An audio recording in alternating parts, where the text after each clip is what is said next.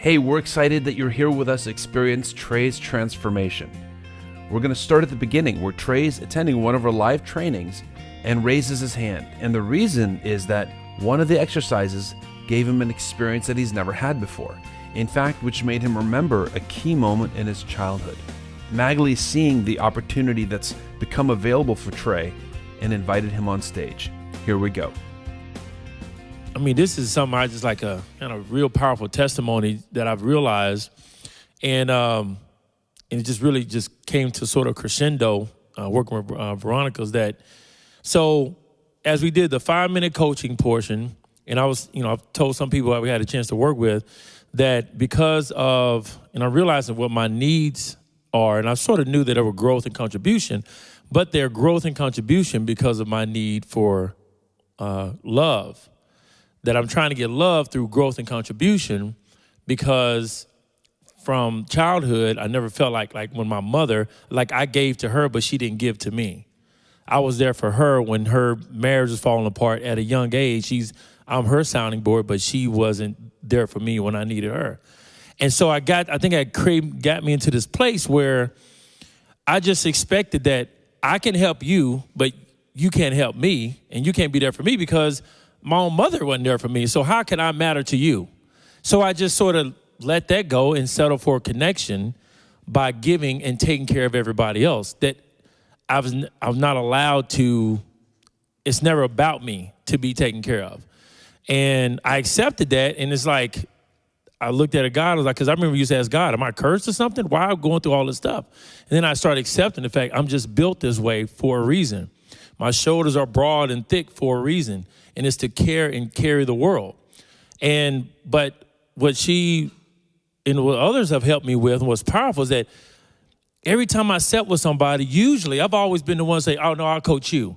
Or when I went to massage school, it was the same thing. I had never had a massage until I went to massage school. And I barely wanted anybody to massage me. I wanted to do it for them. And what's powerful is that no one has even given me the chance to coach. They're like, I'll coach you first. So it's putting me like, I'm sitting back, I'm like, whoa, like, how you gonna coach me? And even in the way it was set up, I ended up being on the client side for 3 or 4 times in a row. And it was powerful because I've never been in this position where somebody is taking care of me.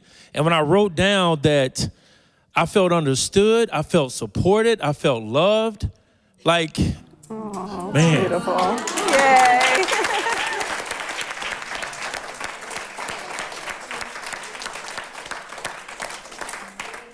So, Trey, how about we work with you on mode of being right now?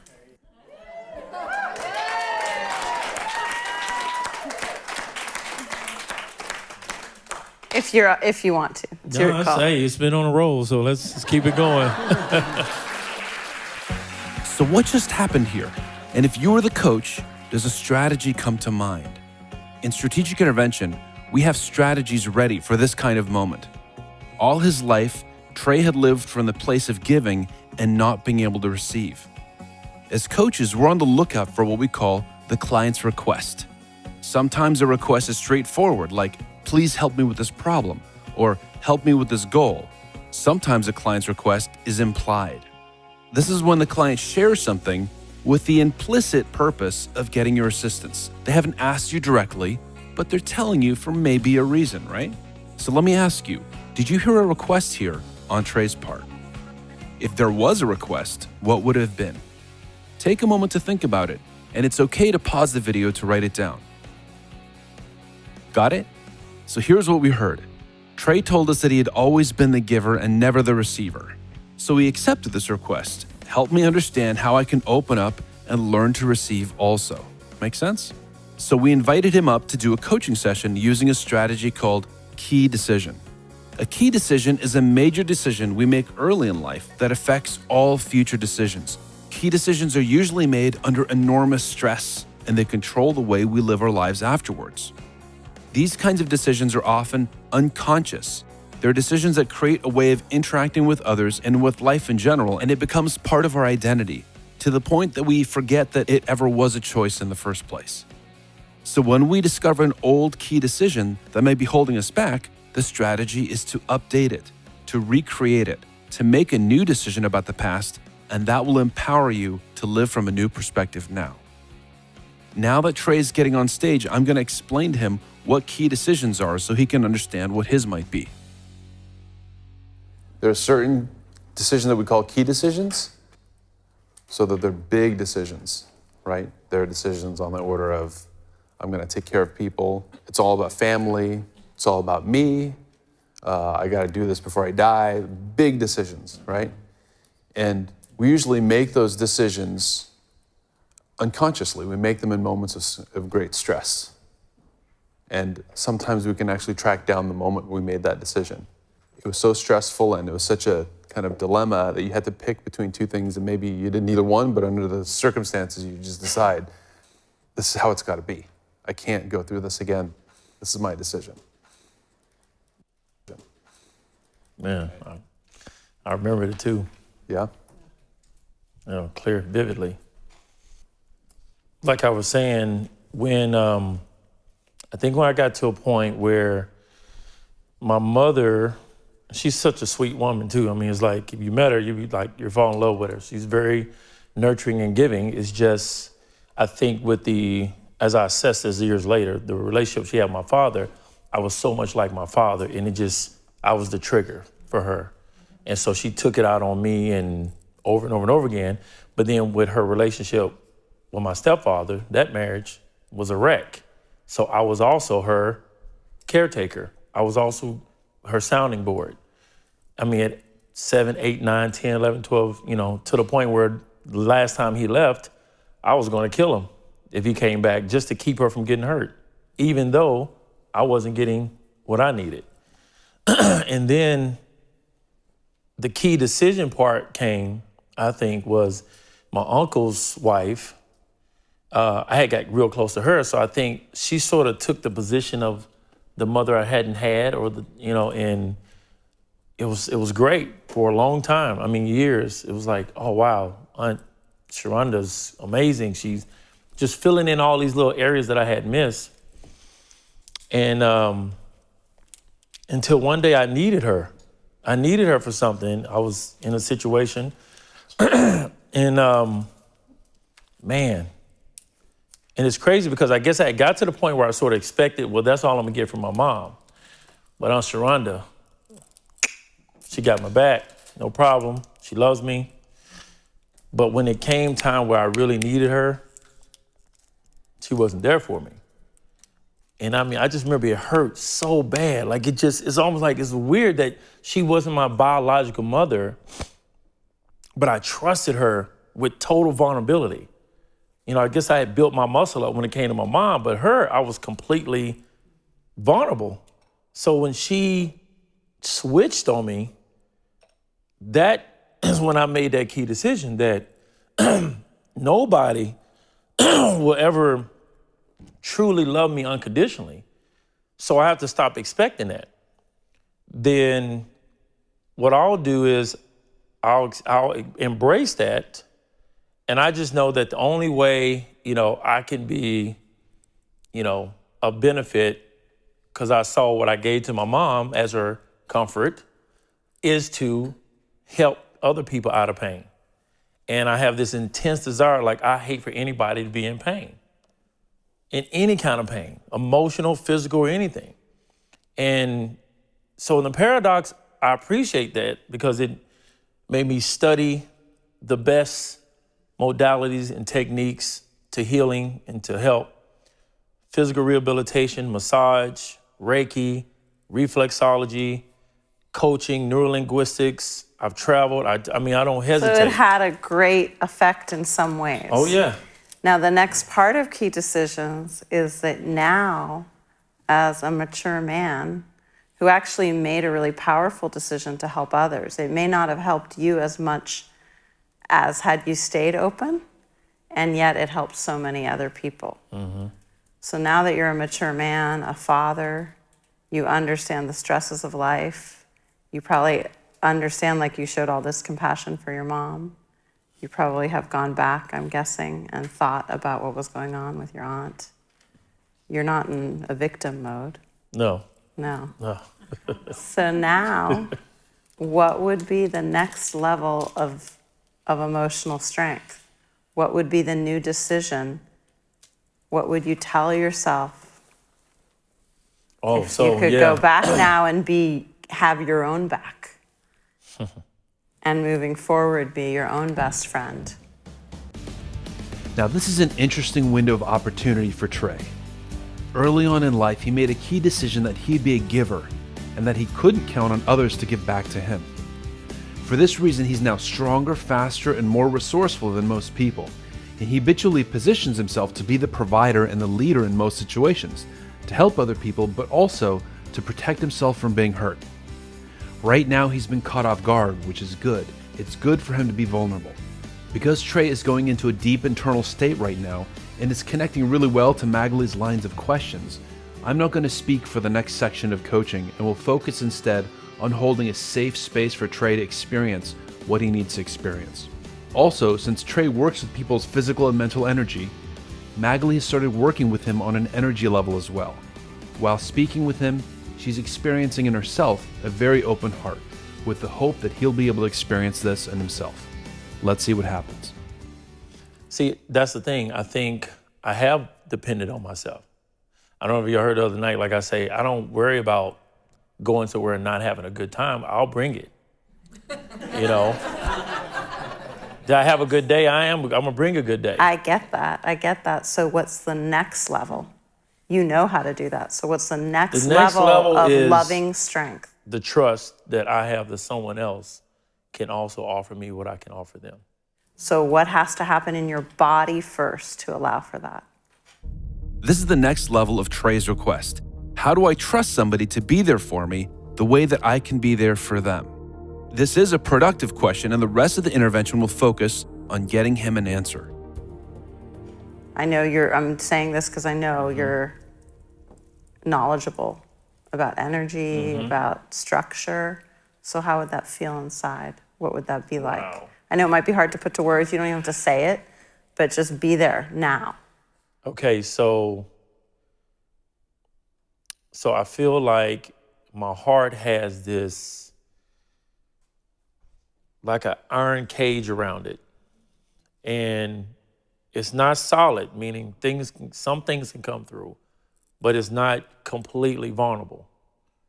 And I can push a lot of stuff out of it, but it's still protected enough to where I know you can only probably love me to a certain extent. So that way, when you fail in that area, I won't hold a grudge against you.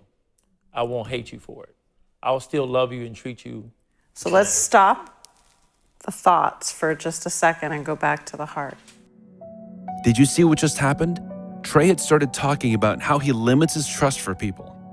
Notice he might even be testing Magali right now to see whether she's one of those people, the way he's pointing at her. So Magali interrupted, asking him to stop thinking and go back to his heart. The breakthrough he's looking for is going to be in his heart, not in his head. Let's hear that again. I know you can only probably love me to a certain extent. So that way, when you fail in that area, I won't hold a grudge against you. I won't hate you for it. I'll still love you and treat you. So let's stop the thoughts for just a second and go back to the heart. A teacher I really admire once said to somebody saying the same thing, that the moment you feel the cage around your heart, or in that moment, the student was talking about a padlock, because many people have that metaphor. It's really interesting. It's universal. But the moment you feel that restriction there in the emotional heart, it's actually wide open. People who don't have an open heart don't feel a closed heart. They don't feel it at all. So the feeling of the cage around the heart is like the first feeling of the open heart. So what would come next? If that helped you then to just imagine the metaphor, you don't have to feel it, just imagine it being open. Maybe there's a picture for it being open. You can share it or just have it inside. It's a rush. It's a rush coming out and down through my extremities. Feels warm, like warm bath water. Just What does it feel like if something, what would the next level of it be to take in? So once there's an opening, then there's an allowing. Some people think it's a surrendering. Some people think it's a accepting. It's a What would the surrendering. word be, a surrendering? Emotions are building up for Trey, so Magali gives him some options on how to describe what he's feeling. Is it a surrendering? And he said immediately, yes, it's a surrendering. Now, the real emotional surrendering will follow. It's like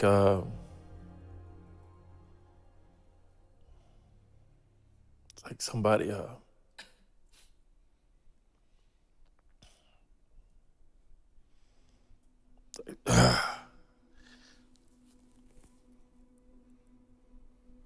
You're good. You're good.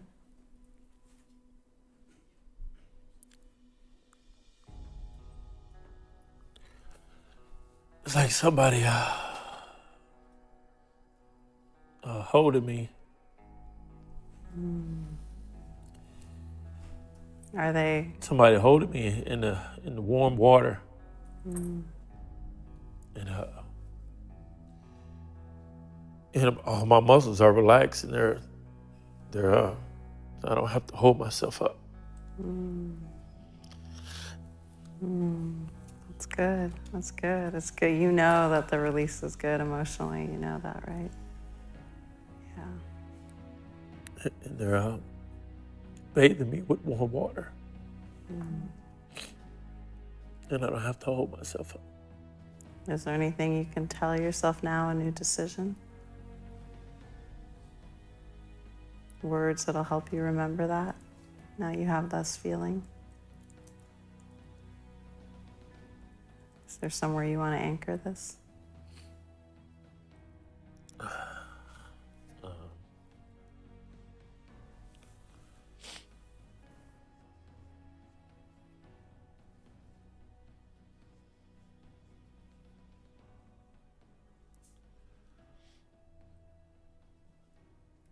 It's kind of like right here on the side.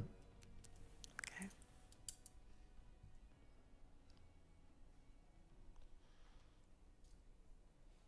This is right here. Where it's like I know I'm not using any of my own muscles.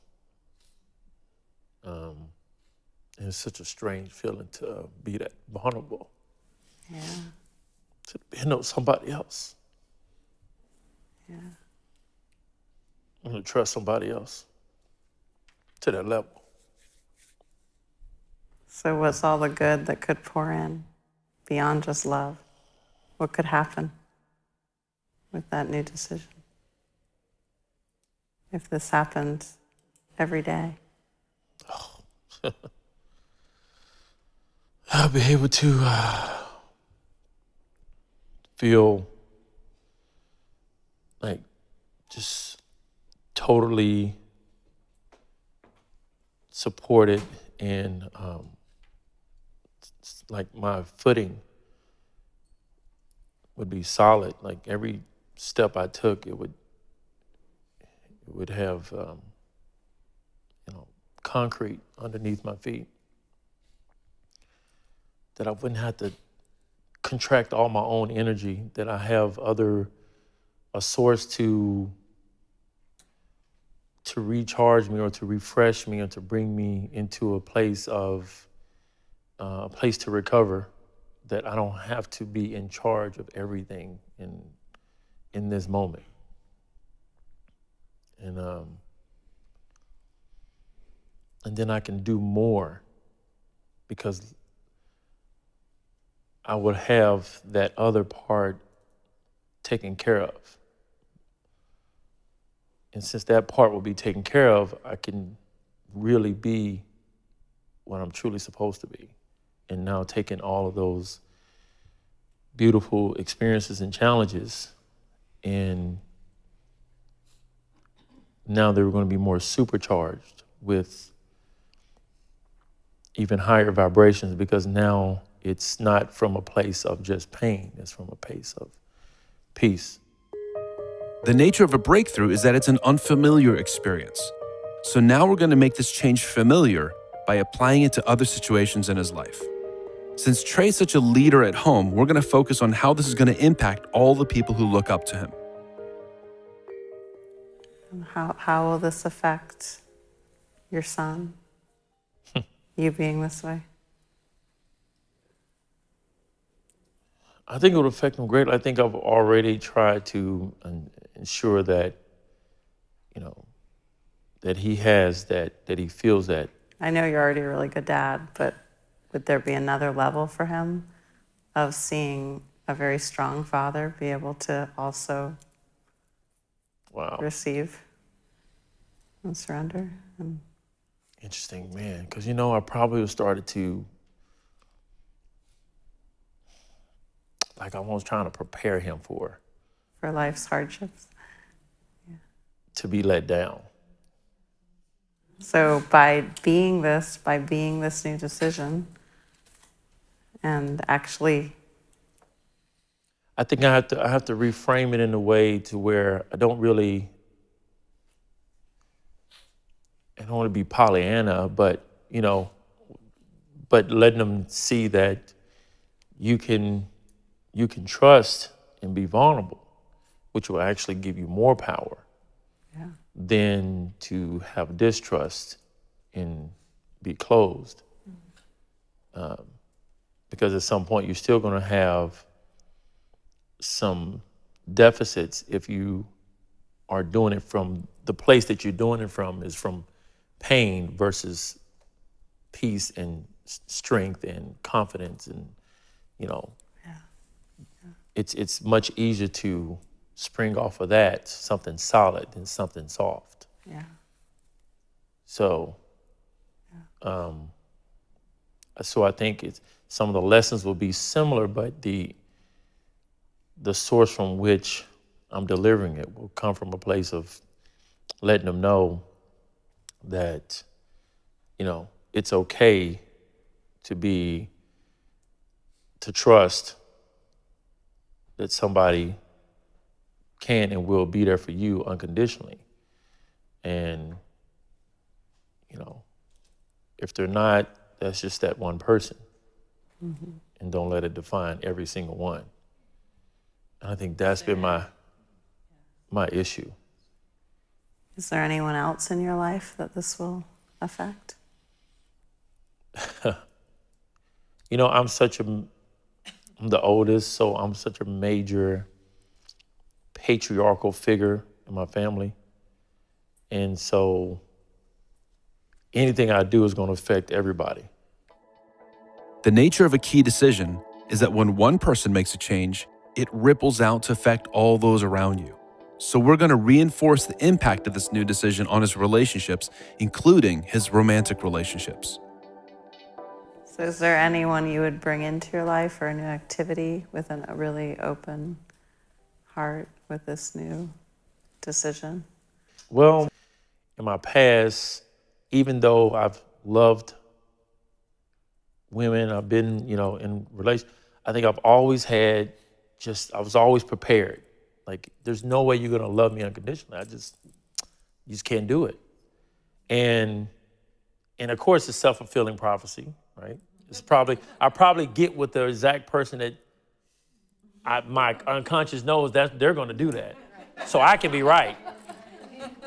So I'm always right, you know what I'm saying? I can never be wrong. So this could change your whole way of relating to women, of who you choose. Yeah, your selection, who you're drawn to, is going to be totally different. That's true. That's true. 'Cause now I can see, now if someone tells me or shows me these things, I will have a much more open and like a believable sense that, like, oh, you probably really can.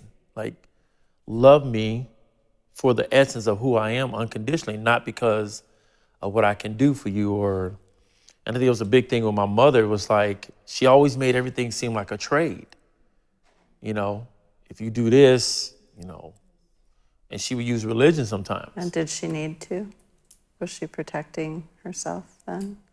I think so, because we went, we had a lot of poverty and stuff, pain she went through, and I understand that because, she was just always in survival mode. Part of updating your key decision is revisiting the difficult circumstances where you made it. As Trey remembers his mother and his childhood, Magley's helping him to realize that she was doing the best she could, that he was loved, and that much of what he learned was from her. So there was really nothing left for me. Yeah. And then in our... But she did some things, and your aunt did some things really right. Right. Yeah, because then you could step in. Oh, yeah. Yeah. I mean, the lessons and the values that I learned, and it's like basically she taught it to me, and then I was the one in charge of Teaching everybody. teaching it to everybody else, my brothers. So I want to go back to your anchor and to that experience, and I just want you to have that experience again internally. You don't have to talk about it. But I want to remind you that the first sign of feeling the restriction is actually the sign of the opening. That's so powerful. Yeah. For the past few minutes, Trey has been processing his emotions, his memories, his identities on a very mental level. Magley wants to bring him back now to the emotion and the sensation of his open heart. So as soon as you're aware of that, then what do you do next? That's for you. I don't know. But internally, there's something you do. There might be a word.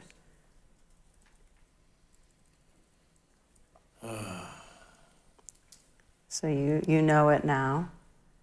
And I think it's good to return to this daily for a week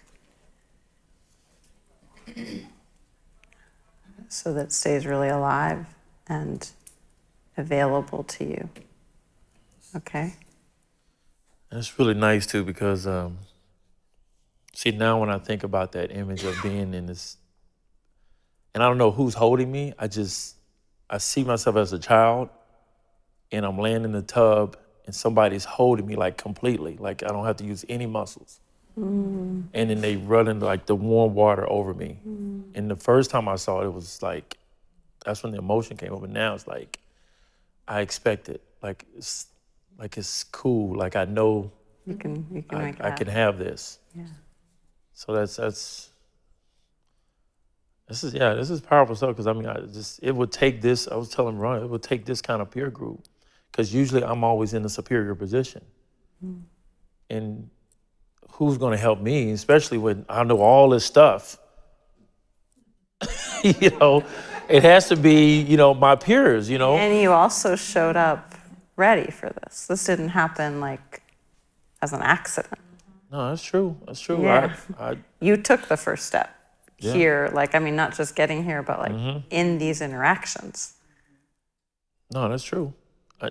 I knew if I was going to be effective on a larger scale that I needed to deal with these things within myself. Yeah, yeah. Because I knew that's what's been blocking me. Like I feel I really should have been there by now, but that's what's been holding me back.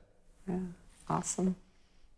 So I appreciate it a lot. So now you have new ways of protecting yourself also as a man now, because that was what you did then, the best you could do at the time.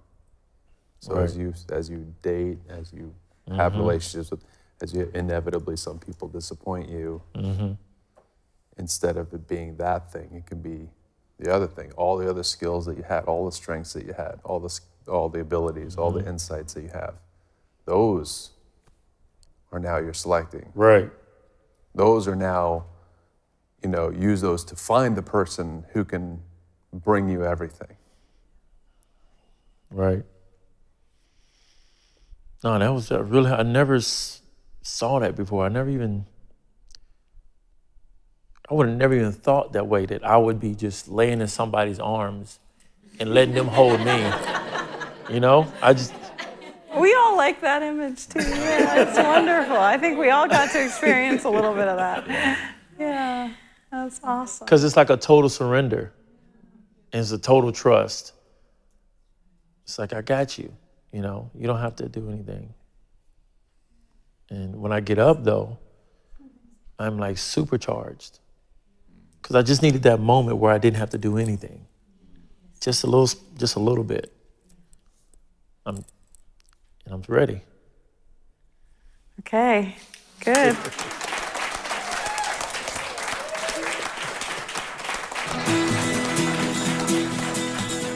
As Trey said, he only needed a moment of rest before he came back supercharged. Key decisions often hold us prisoner because we feel like we always have to be this way, or we can never be that way. When you recreate your key decision, you reclaim your choice. This brings back your power. Now let's review the strategies that Magali used in this intervention.